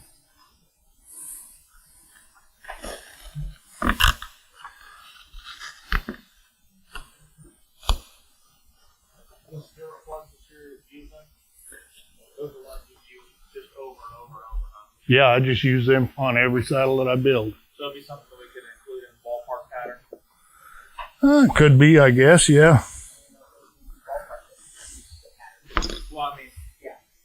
The saddle is going to be called probably like ballpark saddle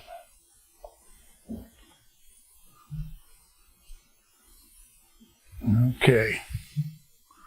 Let me wet these and skive them a little bit.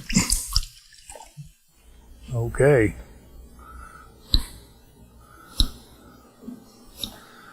I'm skiving down to a feather edge all the way around the... I'll show you after I get it done which part I'm skiving.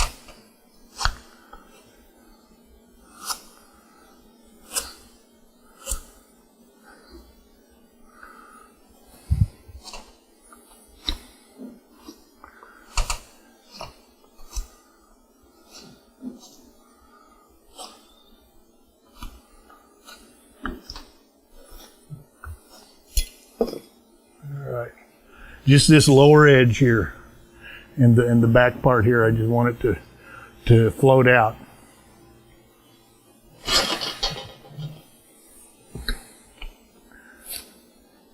I'm back over here, Tony.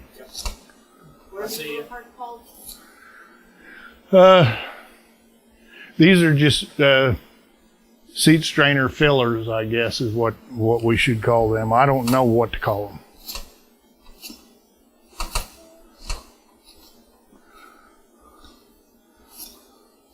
Strainer plugs, maybe.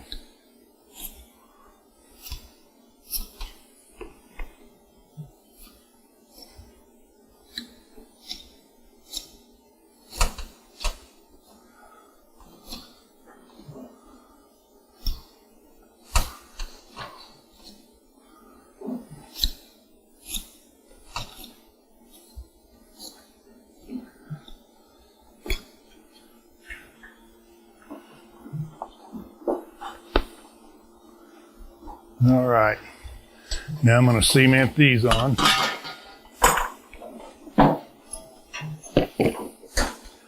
Better make a mark where these go.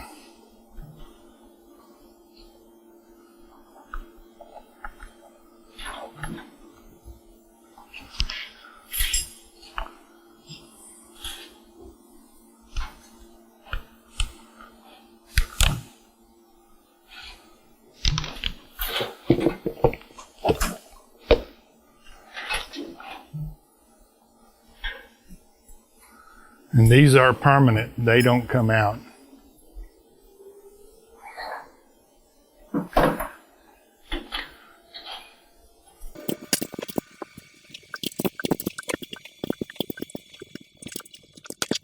Now, while that cement's drying, I'll make one for the front.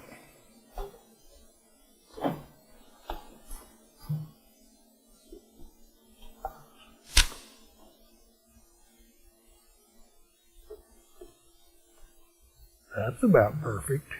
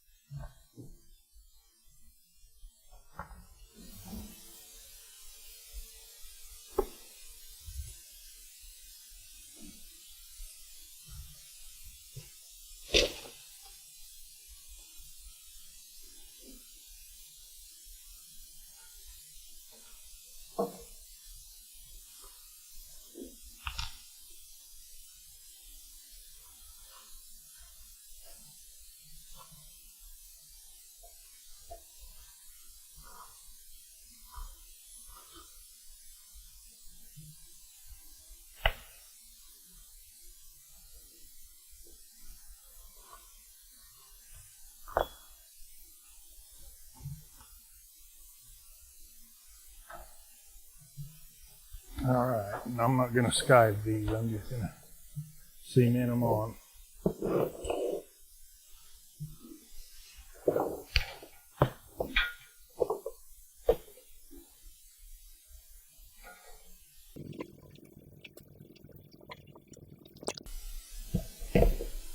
These pieces are just fillers to raise the strainer up a little bit so it's not right down against the tree.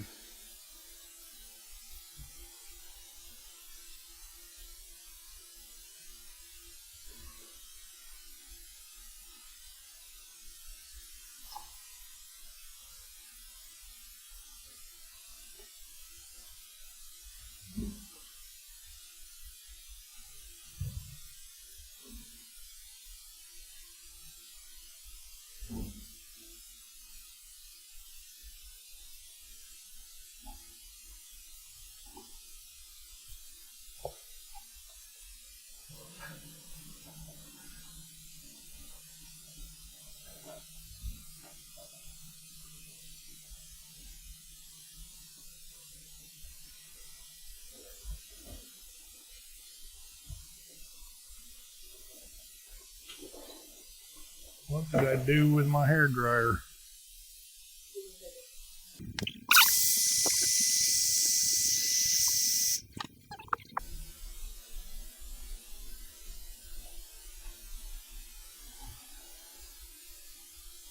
So it's not good to have the strainer right on the No, you need it up just simply for stirrup leather clearance.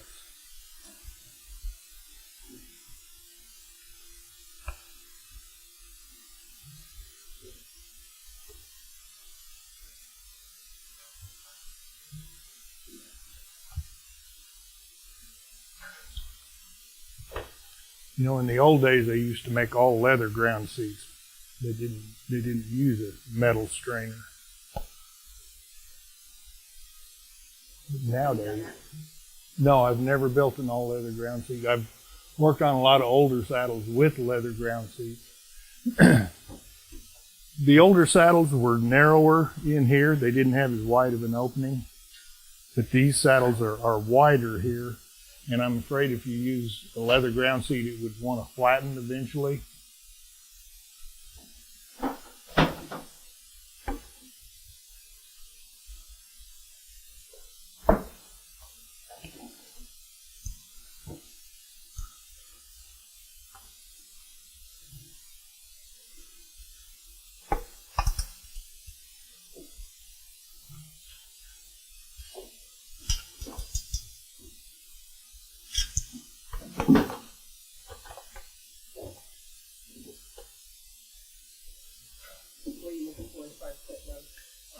I just want it to sit down flat because it's a hard piece of metal. You can't bend it, you know, it's not pliable like the leather is. So.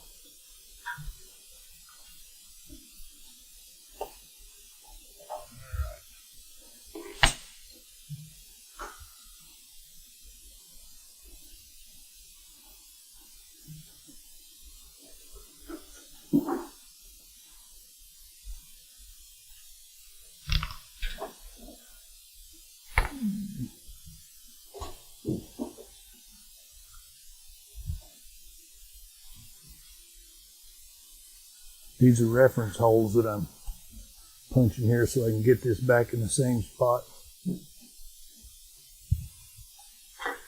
All right. Now, if I can find my little, this is the bottom to you. You want me to hold still? Yeah. Yeah, this is the bottom to the seat strainer. It'll actually go on the strainer like this. So when you turn it over, you'll be able to see this from the underneath side. That was the part you said you weren't going to do, and I said, yeah, you are. That's right. That's right. Did you see what I did to the stirrups? I did. Just because of you. Now I've got to do the gullet too. Yeah, I know, he says. If we're going into competition, we're going full force.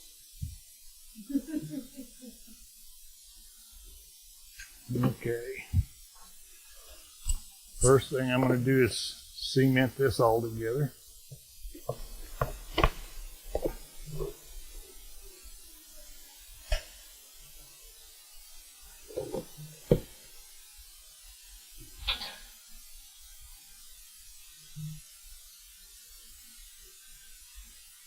The leather on the bottom of this serves no purpose other than just to cover up this homely piece of metal.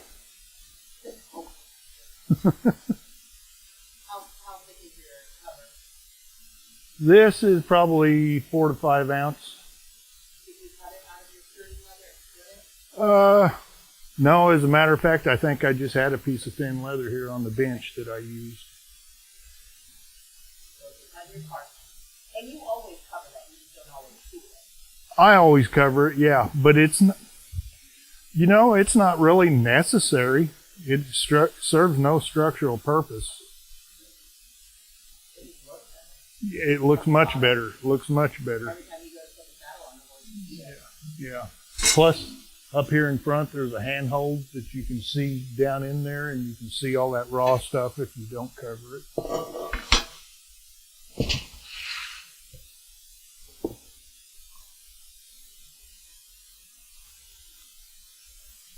But you know, if someone's wanting to make a bare bones light as they can make it saddle, there's no reason to cover it. I mean, life won't end if you don't cover it.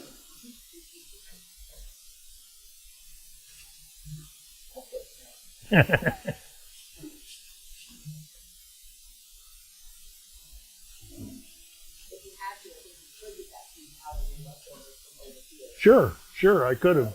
But I wanted to have this done so we could do this now. Yeah. And I just skived this to a feather edge all the way around. Up here in the front, you want that fairly thin because you've got to make it bend up and around.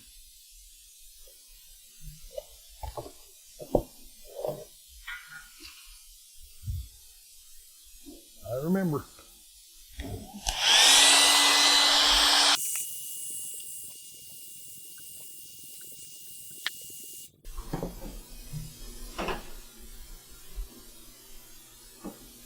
Would you be mad if I moved that again?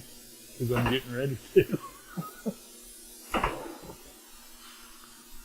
Can I do this?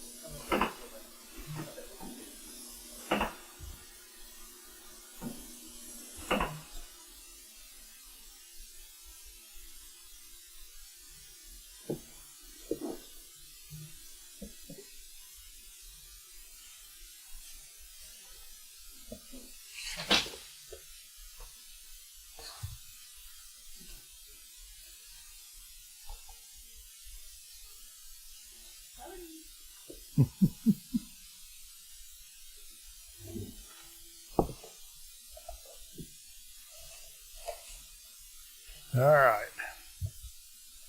I already know I'm going to need to cut this, so I'm just going to do it right now.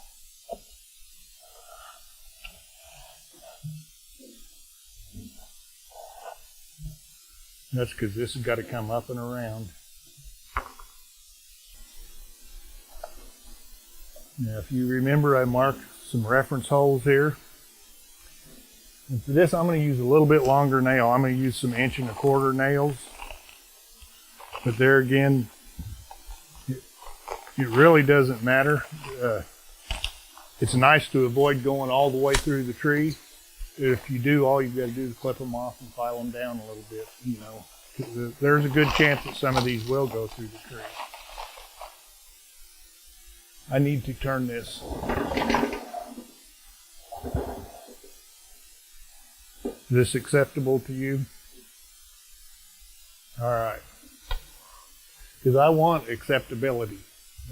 I thrive on acceptability. Now,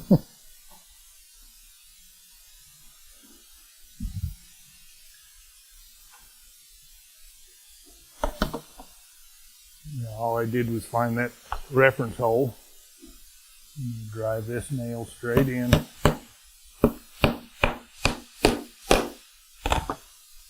Now, I'm going to see if I can find this other reference hole.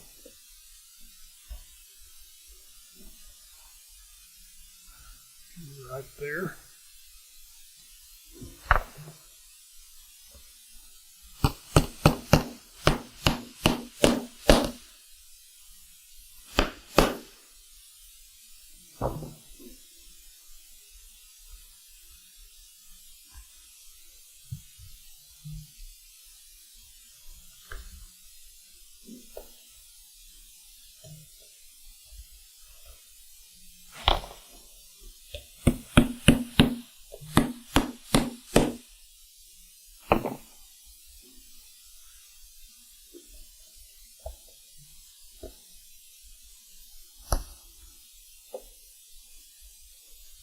Something's wrong. Everything's lining up. It's not right.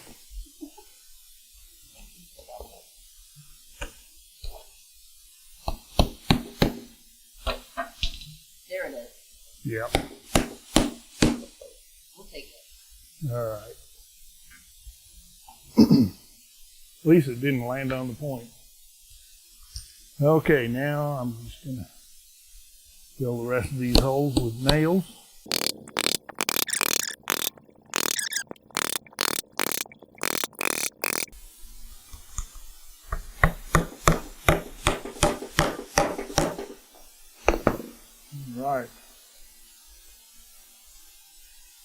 I was right. It did go all the way through. A couple of them did. That's all right. I'll fix them. All I'm doing is clipping the end of these nails off. And then later, while you aren't watching, because I have to go over to the grinder, I'm going to grind these off. If you don't have a grinder, you can just use a file to file them off smooth. There's 2 or 3 here that came through that I need to do a little work on. It doesn't hurt that happens, but you do need to take care of it because it will make your horse buck really hard. It just pisses them off to no end for some reason. There's a nail sticking in their back. So what we've done today is lay all our patterns out on our sides, cut up our sides, which we cut them to smithereens. There's nothing left but pieces now. Then we covered our gullet to begin with. Then we covered our horn to begin with. We still got some work to do on the horn. We've got to stitch it and then trim it to size. And I'm going to tool the cap too, but I don't know when I'll do that. I might do it today or tomorrow or some other day. After that, we started our ground seat. We put in our stirrup leather plugs and then our strainer plugs. And then we covered the bottom of the strainer and nailed it on. And that's where we are right now. That was probably 3 hours worth of work, right? Yeah. Next time we will actually build our ground seat.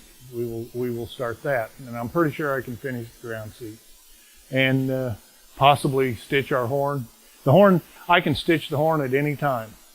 You know, that can wait, or it can happen now. It doesn't matter. But we will build our ground seat. I think I'm going to wait to cover the front end till way later because I'm going to tool it, and I want to have the seat finished, or at least fit, before I put the fork cover on. Yeah, the ground seat. I might fit the skirts too. If I have the ground seat done, I can fit the skirts and start our rigging. So, but we just kind of have to play this by ear. You know, I'll do what I can do. Sometimes I forget a step that I need to put in there, and I forget to tell you I'm going to do it. So. But if you watch and listen, you will understand that.